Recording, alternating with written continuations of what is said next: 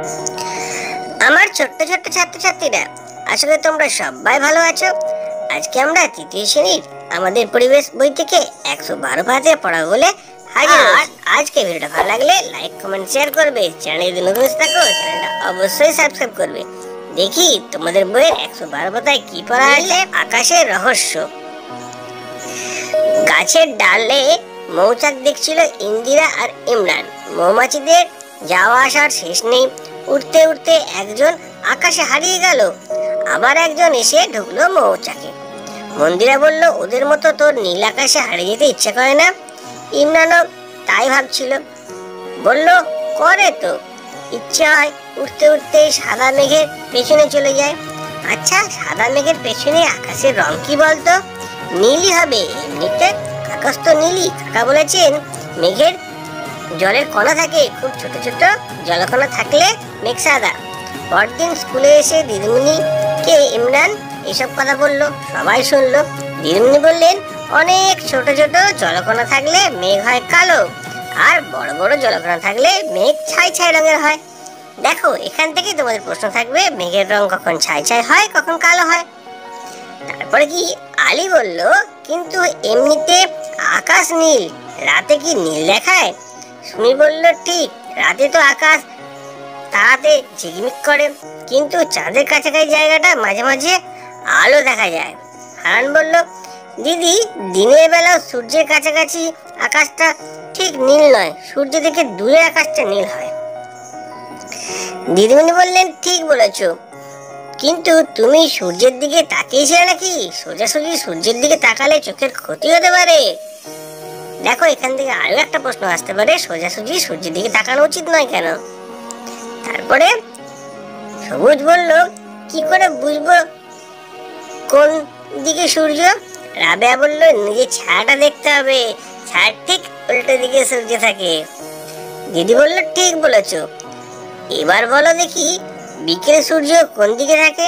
বিকেলে তো পশ্চিম দিকে থাকে, তখন আমার ছায়া পূর্ব দিকে পড়বে। ঠিক, তখন ছায়ার দিকে মুখ করে দাঁড়ালে সামনের দিকটা হবে পূর্ব, পেছন দিকটা হবে পশ্চিম, ডান দিকটা দক্ষিণ, আর বাঁ দিকটা হবে উত্তর। বাড়িতে গিয়ে ভালো করে দেখে বুঝে নেবে। ছুটির দিনে কয়েক ঘন্টা অন্তর নিজের ছায়াটা দেখবে, তার সঙ্গে খেয়াল করবে সূর্যটা কোন দিকে ছিল। তারপরে দেখো, দলে করি বলা বলি, তারপরে লিখে ফেলি। এরকম কাজগুলো তোমাদের আগেও করানো হয়েছে, আজকেও করে দেওয়া হচ্ছে। ভালো করে তোমরা দেখো, আমাদের বিভিন্ন সময় বিভিন্ন ঋতুতে আকাশের রংটা বিভিন্ন রকম হয়, তারই একটা ছক এখানে করা হয়েছে। দেখো, এখানে গ্রীষ্মকালে সকালবেলায় আকাশের কোন জায়গায় পশ্চিম দিকে রং কেমন থাকে? নীল। বর্ষাকালে সকালবেলা আকাশের পূর্ব দিকে রং থাকে ছাই ছাই। বর্ষাকালে বিকেল বেলা আকাশের পশ্চিম দিকে রং থাকে কালো। শরৎকালে সকালে পূর্ব আকাশে সাদা থাকে আকাশের রং, আর বিকেল বেলায় পশ্চিম আকাশে নীল রং দেখা যায়।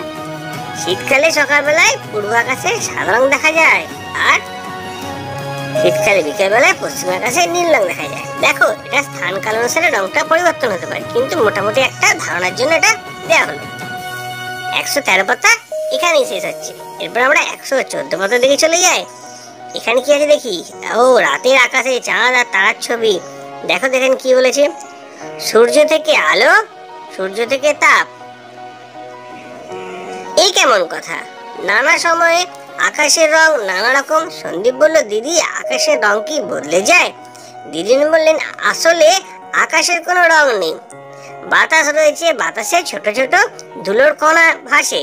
দিনের বেলায় এইসব কণার উপর সূর্যের আলো এসে পড়ে, তাই রং দেখায়। রাতে সূর্য থাকে না, তাই আকাশ কালো দেখায়। তাহলে বুঝতে পেরেছো আকাশের প্রকৃত রং কি, কেন রাত্রেবেলা আকাশের রং কালো দেখায়? রবিন বলল, চাঁদ থাকলে একটু আলো হয়, তাই কিছুটা দেখা যায়, তাই না? কেতুকে বলল, চাঁদের আলো কম, বেশি দূর থেকে দেখা যায় না, দিনের বেলায় অনেক দূরের জিনিস দেখা যায়। দিদিমণি বললেন, বেশ, অমাবস্যার রাতে আকাশে চাঁদ থাকে না, তখন কত দূর দেখা যায়? কেউ সামনে দাঁড়িয়ে থাকলে তাকেও ভালো করে দেখা যায় না। আর আকাশে পূর্ণিমার চাঁদ থাকলে কেতুকে বললো 8-10 মিটার দূর থেকে লোককে চেনা যায়।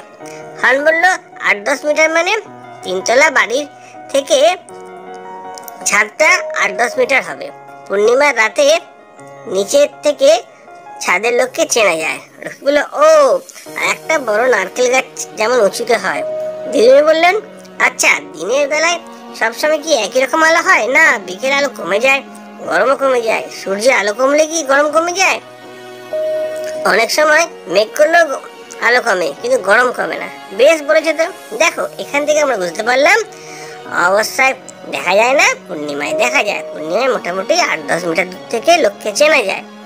ঠিক আছে, এবার 8-10 মিটার বলতে কি বুঝো? একটা আন্দাজ করে 3তলা বাড়ির ছাদ থেকে নিচে পর্যন্ত 8-10 মিটার হতে পারে, বা একটা নারকেল গাছের উঁচু থেকে নিচে পর্যন্ত 8-10 মিটার হতে পারে। আর কি জানতে পারলাম? গরমকালে উষ্ণতা বেড়ে যায়, আর শীতকালে উষ্ণতা কমে যায়। এর উপর নির্ভর করে একটা ছক আছে, দেখো আমরা আস্তে আস্তে বুঝবো। আমাদের দিনের বিভিন্ন সময়, সকাল, দুপুর, বিকেল, সন্ধ্যা, রাত, মধ্যরাত, ভোর, এই সময় কি রকম ঘটনা দেখা যায়? পূর্ব আকাশে সূর্য থাকে সকালবেলায়, দুপুরবেলায় ঠিক মাথার উপরে, বিকেলবেলা তার সূর্য পশ্চিম আকাশে চলে যায়, আর সন্ধ্যাবেলায় আকাশে সূর্য থাকে না, মধ্যরাতে সূর্য দেখা যায় না, আর ভোরবেলায় সূর্য সবে উঠেছে এটা বুঝতে পারা যায়।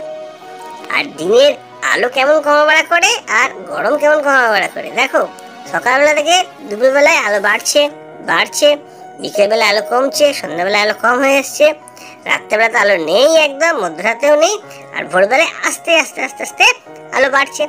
তোমরা নিশ্চয়ই লক্ষ্য করেছো, এটাকেই লেখা হয়েছে এখানে। আচ্ছা, গরমটা কেমন? সকালবেলা অল্প বাড়ে, দুপুরবেলা অনেক বেড়েছে, বিকেলবেলা কমতে আরম্ভ করে, সন্ধ্যাবেলা কমে যায়, রাত্রেবেলা কম থাকে, মধ্যরাতের অনেকটাই কম থাকে, আর ভোরবেলা থেকে আস্তে আস্তে আলো গরম বাড়তে থাকে। এটা আমাদের দৈনন্দিন জীবনের অভিজ্ঞতা থেকেই লেখা হয়েছে। আশা করি তোমরা সব বুঝতে পারছো। এরপরে কি আছে একবার দেখে নি। দিনভর ছায়ার খেলা। দেখো সকাল 7টার সময় ছায়া পশ্চিম দিকে, ছায়া লম্বা হয়েছে, সূর্য আছে পূর্ব দিকে। তোমরা জেনে রাখবে, যেদিকে আলো থাকে তার উল্টো দিকে ছায়া থাকে। আলো আছে পূর্ব দিকে, তো ছায়া হবে পশ্চিম দিকে। কখন কোথায় নিজের ছায়া পড়ছে তা মন দিয়ে দেখলো পৃথা। ওর ছায়াটা লম্বা না খাটো তাও লিখলো, আর ছায়ার উল্টো দিকে সূর্য, এটা বুঝে সূর্য কোথায় তাও লিখলো, ছবি আঁকলো। স্কুলে সবাইকে সেটা দেখালো। দিদিমণি বললেন, এই ছবির বদলে একটা সহজ ছবি এঁকে বোঝানো যায়। দিদিমণি এঁকে দিলেন। দেখো পাশে একটা ছবি রয়েছে, সেই ছবিটা দিদিমণি এঁকে দিয়েছেন। ওই উপরে রয়েছে সূর্য, পিছা লম্বাভাবে দাঁড়িয়ে আছে, আর ছায়াটা পড়েছে ওইখানে, এত লম্বা তার ছায়া হয়েছে। এটা একটা রেখাচিত্র, ছায়ার রেখাচিত্র এটাকে বলা হয়। তোমরা সহজে রেখাচিত্র আঁকতে পারবে। ওই মেয়েটার ছবি যদি না আঁকতে পারো, এই রেখাচিত্রের সাহায্যে তোমরা বোঝাতে পারবে কিভাবে ছায়াটা লম্বা হচ্ছে না খাটো হয়ে যাচ্ছে। তারপরে দেখো 7টার পর দেখো নি? হ্যাঁ দিদি, 10টায় দেখেছি। স্কুল থেকে যখন আসছিলাম 10টার সময় প্রায় মাথার উপরে, তখন একটা রেখাচিত্র আঁকা যেতে পারে। সূর্যটা নিচে ছিল, আস্তে করে উপরে উঠে গেছে, তাহলে কি হবে? ছায়ার জায়গাটা কমে যাবে। এভাবেই দিনে সে 6বার ছবি এঁকেছে। তোমরা আঁকার চেষ্টা করবে। দেখো পরের পাতায় 117 পাতায় সেই ছবিটাই আঁকার কথা বলা রয়েছে। সেই ছবিটা তোমরা আঁকবে, অবশ্যই পারবে। যদি না পারে আমাকে জানাবে, আমি অন্য দিন একটা এই নিয়ে আলাদা ভিডিও বানিয়ে দেবো। আজকে এখান পর্যন্ত পড়া থাকছে। আর যদি ভিডিওটা ভালো লাগে, লাইক কমেন্ট শেয়ার করবে। চ্যানেল যদি নতুন এসে থাকো, চ্যানেলটা অবশ্যই সাবস্ক্রাইব করবে। তোমরা সবাই ভালো থাকবে।